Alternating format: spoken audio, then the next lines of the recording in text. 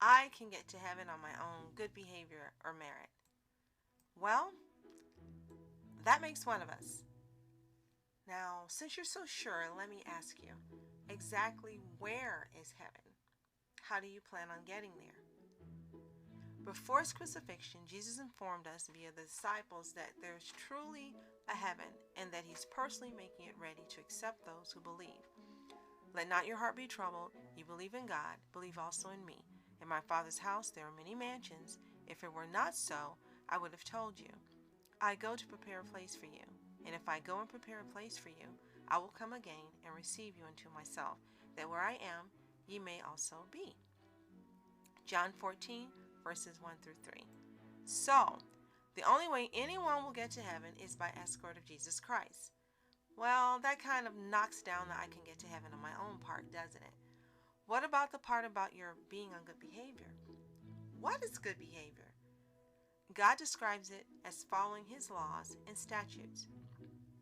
In 1 Kings chapter 2, verse 3, keep the charge of the Lord thy God, to walk in his statutes and his commandments, and his judgments and his testimonies, as it is written in the law of Moses. The law of Moses is that little list called the Ten Commandments, which is being removed from almost every state, federal, and public building because it offends the same people who expect to get to heaven on their own good behavior.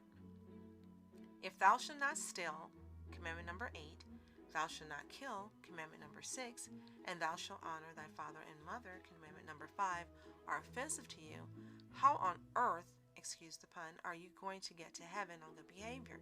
You're already breaking, thou shalt not bear false witness against thy neighbor, commandment number 9, by accusing Christians of doing you harm, by stating that words placed on a block of stone in public somehow are hurting you. Even now, you're also disobeying, thou shalt not take the name of the Lord thy God in vain, commandment number 3, by using his name as a four-letter word to curse me for what I'm telling you now. Well, just based on these 5 commandments alone, do you really think you've pleased God with your good behavior? Now, what do you think would happen today and face the judgment of the Lord? Do you think you would be sent to heaven or to hell? Heaven? Really? Why? Because of your good merits?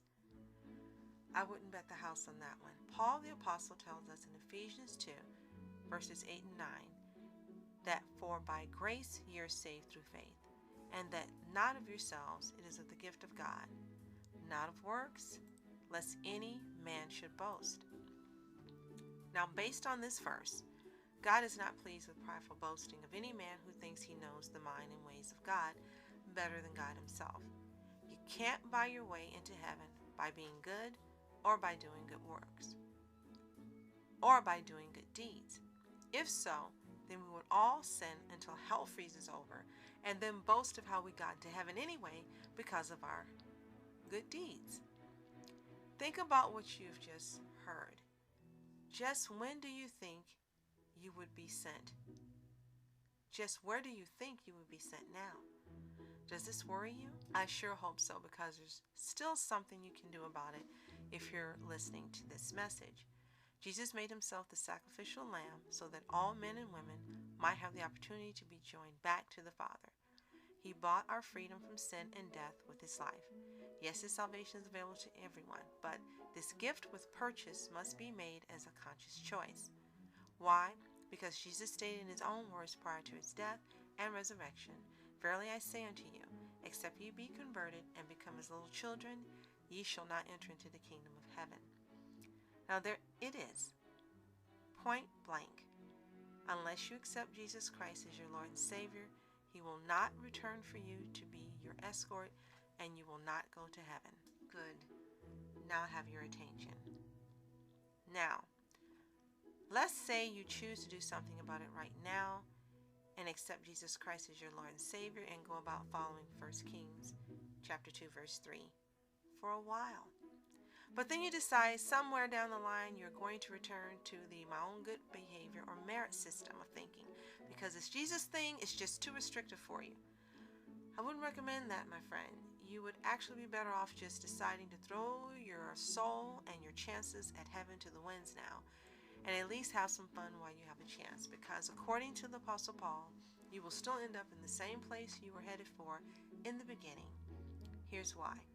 For if we sin willfully after that we have received the knowledge of the truth, there remain no more sacrifice for sins, but a certain fearful looking for of judgment and fiery indignation, which shall devour the adversaries.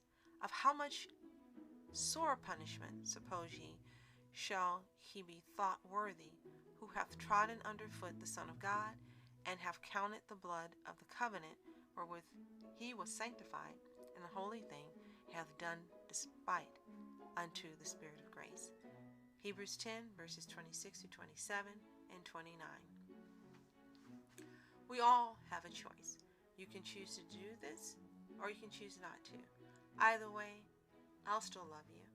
And either way, I respect your choice and decisions you choose to make with your life. The last thing I'd like to add to this is don't burn your bridge. Thanks for joining me today. I hope this has been helpful to you. If it has, let me know in the comments below. And be sure to like and subscribe to receive notifications of more videos in this Believe It or Not series, as well as my other videos on faith, health, and beauty all year round. Thank you for joining me today. Be sure to continue to have a blessed day. Enjoy your weekend and be safe. See you next time.